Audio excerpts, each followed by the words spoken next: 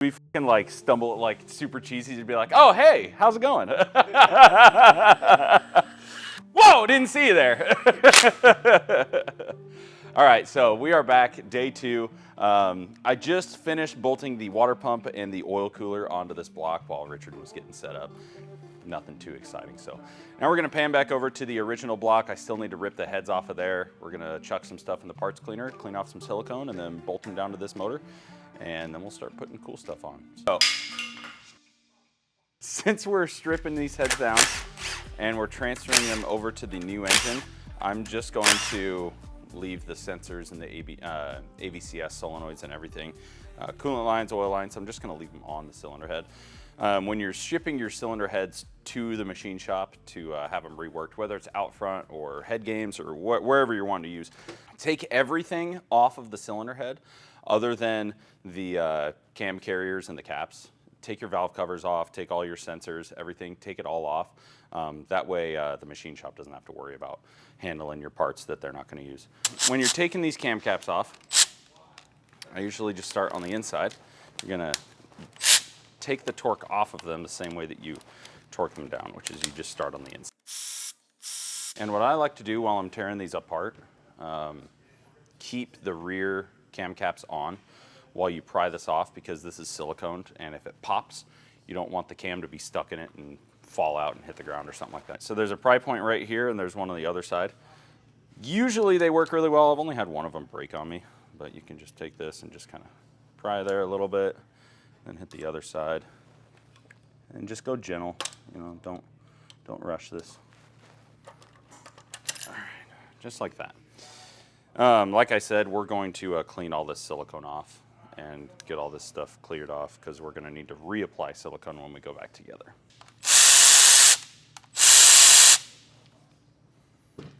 All right, and when you're pulling these caps out, just in case you ever get them mixed up, it says 3E and then 741. The 741 doesn't really matter as much. What we're looking for here is the 3E, and then there's an arrow right here as well.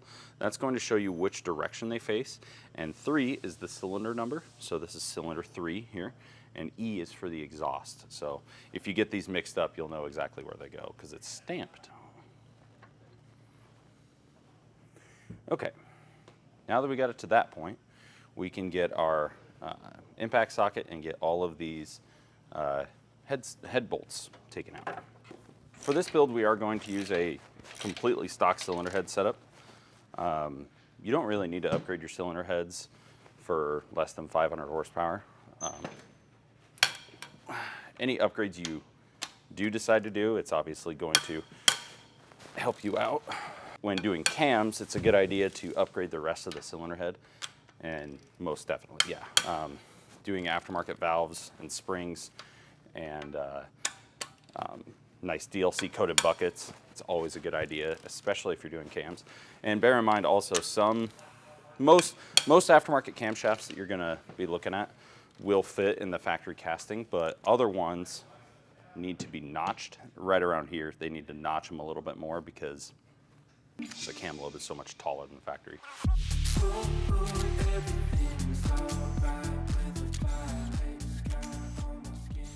All right, this next step is pretty important to remember. All of these buckets, let me just show you real quick. Subarus have a cam over bucket setup. Well, the EJs do, they have a cam over bucket setup, which means the cam sits right here, and then you have a bucket, and the bucket is your shim, right? Which means if I pull this bucket out, you have your valve, your spring, your retainer, all that stuff. And then if you look at the bottom of this bucket, there's a number stamped on it, right? That's your shimming, because they make different sizes of buckets that have different clearances. What can happen is if I were to flip this motor over right now, all of these buckets would fall out, and you would have to go through with a feeler gauge and reshim all of your buckets. And that sucks, especially since we know that these are correctly shimmed from the factory. So we're gonna leave these alone and just make sure that when we're pulling the cylinder head off that it doesn't tip at any point. A lot of times if I'm getting cylinder heads ready to get sent out to the machine shop, I'll stop at this point right here with the head bolts taken out and the motor's still on the block, or the cylinder head's still on the block, and I'll bolt the cams back in right now just loosely, just nice and snug, you don't need to torque anything. Bolt the cams back in, that way when I pick it up, if it gets moved around in shipping, whatever these buckets are. So I'm gonna lift the cylinder head off. Pretty clean. Just gonna give a visual at the underside. Looks pretty clean. I'm obviously gonna wipe it all off and everything before we put it on the new motor, but we're just gonna set that there for now. And like I said, I'm just gonna set these cams right back in place.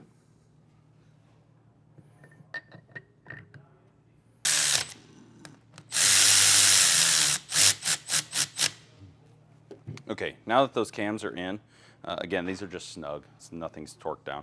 Now I can roll this over and get a good look at the underside. So everything's nice and clean. I'm just gonna take a towel and just using a supplied shop towel. Anytime you're using these towels for anything, especially in a shop atmosphere, if these are getting rotated by whatever uniform company or rug company you're using, always give a visual inspection to these before you use them, especially on an engine part, because you never know if like there's some metal shavings or something like that inside stuck in the fabric. Do not fear, I'm not gonna mess up the deck surface here. This is just a very mild Scotch-Brite, and I'm not gonna apply any crazy pressure. We're just gonna do a light scuff on the head just to make sure that there's no contaminants. I mean, you can see I'm barely putting pressure on. Really all I'm trying to do is just get the majority of this stuff around the deck surface cleaned up. So again, I'm only using 2 fingers here. I'm not putting really any pressure on. If there's any slight discolorations in the deck surface, as long as you can't catch it with your fingernail, do not worry about it. Okay, we'll just wipe it off, make sure there's no material in there. All right. Yeah, like I said, these kind of lines here, that's totally normal. As long as you can't catch it with your fingernail, you're fine. And obviously this car came in running and driving. There was no overheating issues. There was no gasket failure issues. This perfectly intact. Trust me, it's going to be perfectly fine. So, okay, so let's say this wasn't okay, right? Say you did have a head gasket failure. It's a very, very good idea to take this cylinder head and send it to the machine shop and at least have it checked for flatness. If you don't have any leaking intake or exhaust valves, you don't need to valve job it or anything like that. If you literally just lifted the heads or overheated or something like that and twacked the gasket, just get this thing checked for flatness. Obviously, if it's already at the machine shop, I would just have them do a valve job on it anyway, because you're already at this point. You don't want to have to be right back here in 2 or 3 months redoing it again. So this one's good to go. I think what I'm going to do is I'm going to bolt this cylinder head down and then just put the rear cam caps in so I can clean off all the silicone on there, and then I'll have the head on the engine to be able to clean the silicone off the cylinder head. So let me roll this up. We have our brand new OEM gasket kit here. Part number 10105AC190. This is going to be suitable for any STI built after 2008, so 2008 to 21. This is the gasket kit you need, and they are on our website if I remember right. We're gonna get our brand new fresh OEM head gasket out of here. Most important thing when you're laying the head gasket onto the deck surface, because it looks pretty much symmetrical other than this guy right here. That guy is your important one. The galley right here is what supplies oil to the cylinder head. So if you have this gasket on like this,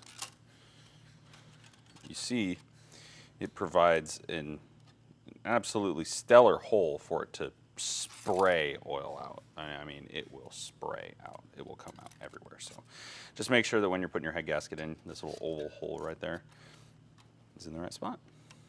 Then we can lay the head on. What I'm gonna do is I'm gonna take these 2 holes right here for these studs. I'm gonna line those up, and then I'm just gonna rotate the cylinder head on. That way I'm not scuffing up the deck surface with the studs here. Just like that. Boom. Cylinder head's in. Now we'll take our cams back out, because again, we only put them in so the buckets didn't fall out. Our ARP fasteners, fastener lube. This stuff's really important because ARP knows the friction coefficient of this fluid, or this grease, whatever you want to call it. So they take this grease into account when giving you your torque value. So if you don't have this on and you're tightening the fasteners down and you're torquing it down, the torque value is going to be different because this stuff wasn't used. So if you're using ARP head studs and you're fastening them to what ARP tells you to do, you have to use this stuff. What I've done here is I took a little dab of this ARP lube and I'm going to put this on the cylinder head side. The last time I did an assembly video, I had some people commenting saying that you're not supposed to use this grease on the washer, and that is incorrect. You are definitely supposed to use the grease on the washer. The only ARP fasteners, especially on the head studs, that you're not going to use grease on the washer. I've seen some of them. I know that some of the JZ head stud kits come with washers like this, but there will be a knurling on the bottom of the washer, and that is to make the washer bite into the cylinder head so it doesn't spin. In that case, you would not want to use this fastener lube, but these are smooth washers on both sides, so you do want to use the fastener lube. That way you're getting a nice consistent torque value, because if you've ever torqued heads down that you didn't use the fastening lube, what you'll see is you'll be tightening it down and it'll skip, or you'll tighten it down and then do the rest, and you'll go to get your second torque and you'll start torquing it and it'll just spin. So you don't want that to happen. You want to have a nice even torque value. Where's the lie? So even on like the JZ ones with the knurl, you still would lube them. No, you'd still lube the top of them. Right, the top. Yeah. Which is still lubing Yep, the washer. yep. Okay, real quick. still lubing the Bob washer. behind the camera says, oh, you still lube the washer. You do. You lube the top side. Or what I do when I'm putting these on, I lube the bottom side of the washer because it's smooth, and then I lube the fastener itself. That way, there just has to be some lubricant between here, the nut, and the washer, whether it's knurled or not. Happy? Okay, those are all bolted down now. I'm gonna wipe out some of this excess oil that's in the journals, and then I'm gonna put a little bit of assembly lube. That way, for the off chance that this thing doesn't fire up on first start, you're not getting any scoring because there's no oil pressure up here. Little oiler can here with a little Cleveite assembly lube in it. I'm just, like I said, I'm gonna get these drills and I'm also gonna get the buckets.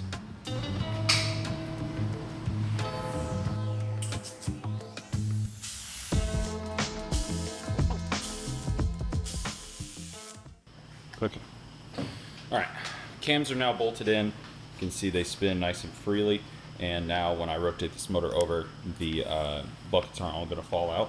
What I'm gonna do right before I flip it though, I'm going to try to get all of this silicone off of this deck surface, and then we're going to chuck that carrier in the parts cleaner along with the other one, the valve covers and some other things.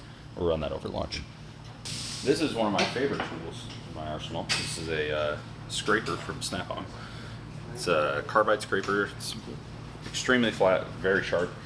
These things are awesome to use, but you do kind of have to be careful with them because you can pull aluminum right off of a head casting if you're not careful. So all you got to do is just make sure that it's perfectly flat. Just start back here. See that? Almost no pressure. Isn't that nice? It's so satisfying. And in most cases, after you go over a pass, if there's some silicone, beat it up on the side there. After you do a pass over, it'll just peel right off. Just like that. So I'm gonna go ahead and do this to this whole surface, so hang tight.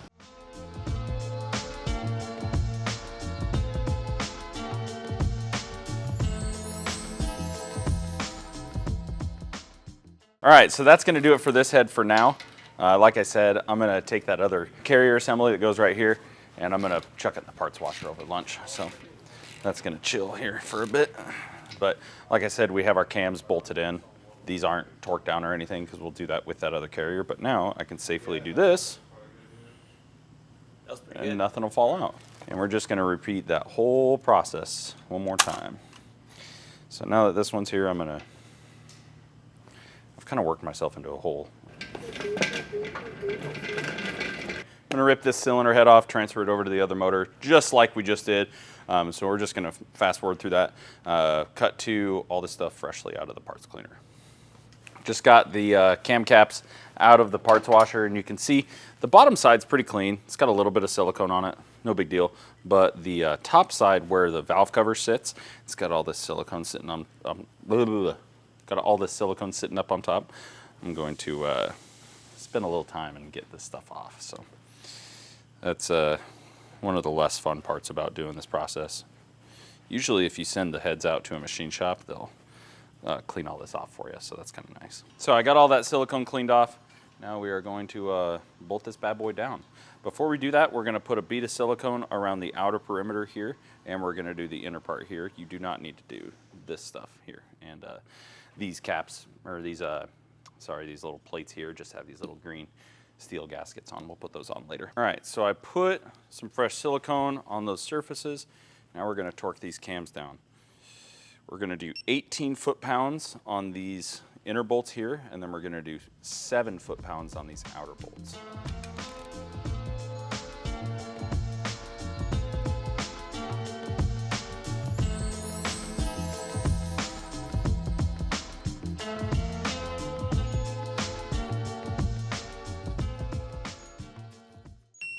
All right. Now, if we did that correctly, these cams should just spin freely, which they do. Oh, sometimes they get a little stuck and you got to break them loose. That's pretty normal. There it goes. All right. Spins freely, spins freely. All right. Now, this one's done. We'll bolt the valve cover on afterwards. Let's get the other cam cap on.